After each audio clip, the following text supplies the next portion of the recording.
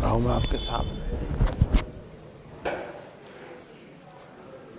انہوں نے 57 سال برابر قرآن پاک سنایا. یہ 15 سال میں تو سنانا شروع کیا ہوگا، کم سے کم 15-17 سال میں. تو 57 میں 15 اور جوڑ دو، کتنے ہو گئے؟ 57 اور 5 62، 72 سال. ہاں،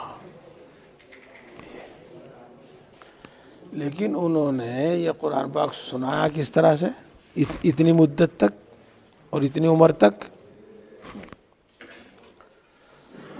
ایک تو کبھی ان کا حفظ ایک پارہ پڑھنا ناغہ نہیں ہوتا تھا.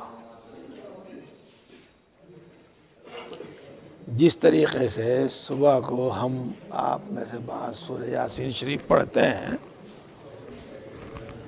نہ کوئی تعب نہ کوئی مشقت، ایسے ہی ان کا حفظ ایک پارہ پڑھنے کا روزانہ کا اپنا معمول تھا. زیادہ جو تلاوت کر دیں وقت مل جاوے وہ الگ ہے. اور اس کی برکت سے ان کا قرآن پاک اتنا یاد تھا کہ انہیں یاد کرنے کی ضرورت نہیں، بس پڑھنا.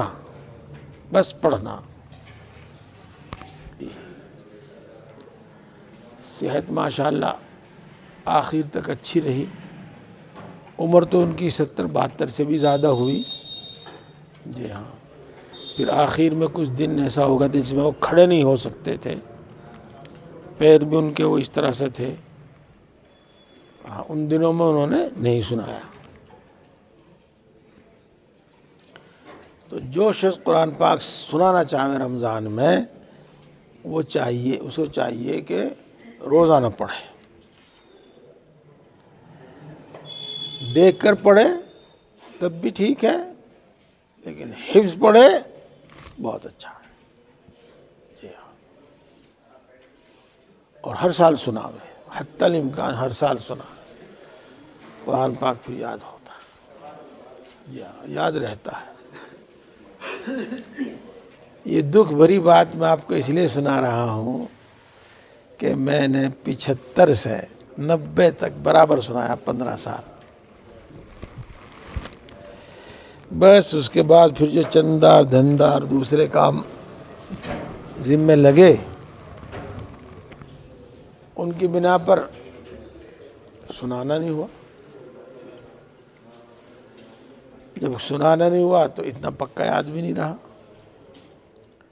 اور بس پھر عمر کا تقاضا جس میں بھول بھال سے لگنے لگے ہیں وہ بھی ہو گیا.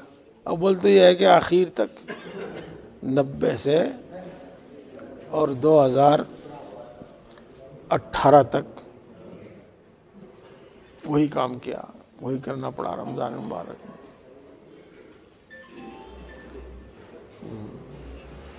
28 سال ہو گئے تقریباً. حافظ کو چاہیے کہ ضرور حفظ پڑھے روزانہ. رمضان مبارک میں سناوے.